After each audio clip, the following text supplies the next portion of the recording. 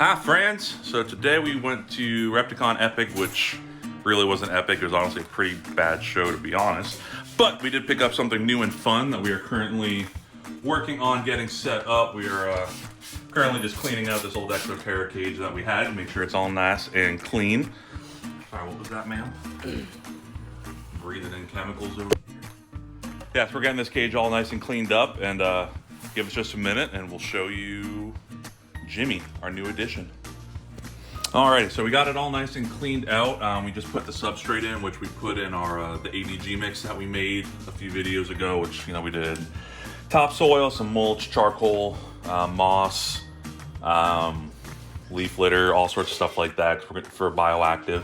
So we used what we have left, so I got still, probably about a 3-inch layer. Came in with the hose just to moisten it all up.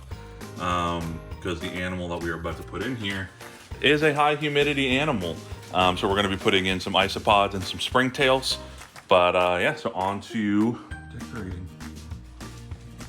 Alrighty, so little Miss Auburn over here just finished up decorating. So we've got a little hot box, we've got a nice branch, I'm zoomed in, whoops.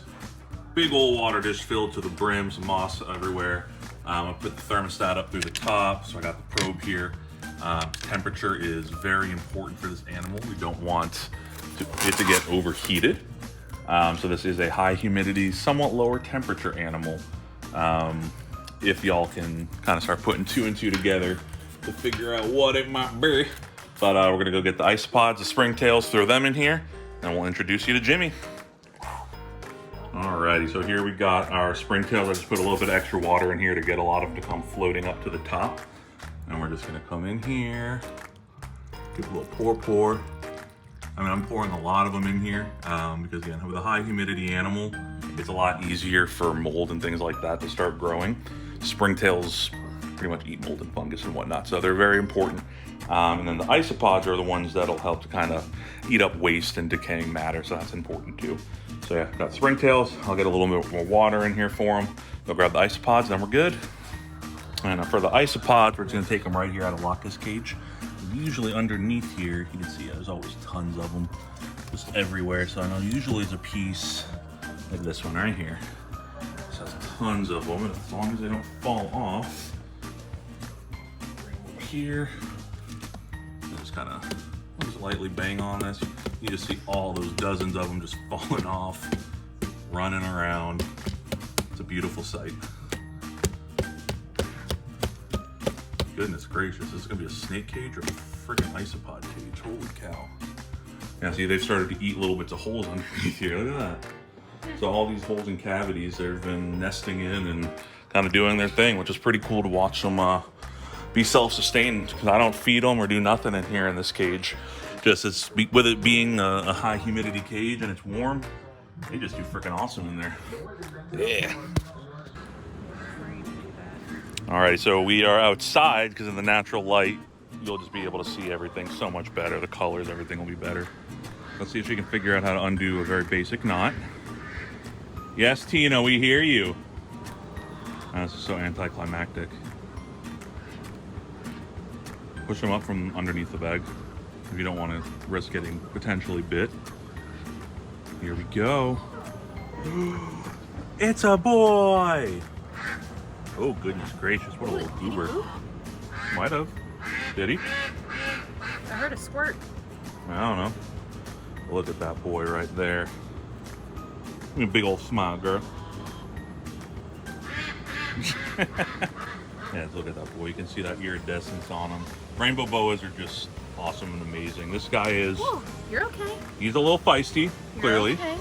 That was my fault. Moved a little bit too quick. His old owner took great care of him, because obviously the breeders, they don't always have the time just to handle all their animals constantly.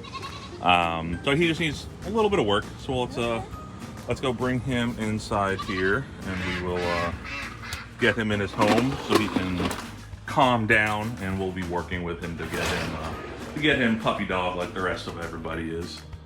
But yeah, this is a temporary cage. This is not permanent. This is just what we have at the moment, but this will do perfectly fine for him. We got tin foil on the top, most of the top, to help keep in humidity. Got a ceramic heat emitter on a thermostat. I set it to 82 degrees. These guys need a low basking temperature, so just low 80s. Anything more than 84, 85, and that's actually really bad for them. It can kill them. So make sure that and this room stays in the mid 70s anyway. So he should be real happy in here. Water dish he can fit in, and I think he's just gonna have a blast. So let's just watch him do his thing here. Take a look at the tail. Look at him already exploring. So everybody meet Jimmy.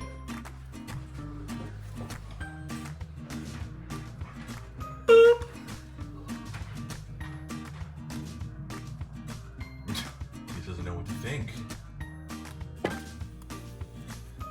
All right, well, we'll keep y'all posted on them. Thanks for watching. GBLiguanas.com. Get your awesome merch. And yeah, get it before you break something. Shut your face hole. Oh, no, it must be, there might be some dirt in it.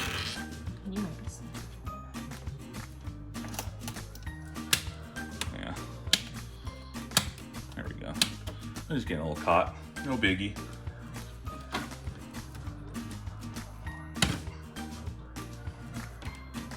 Perfect. Catch y'all next time.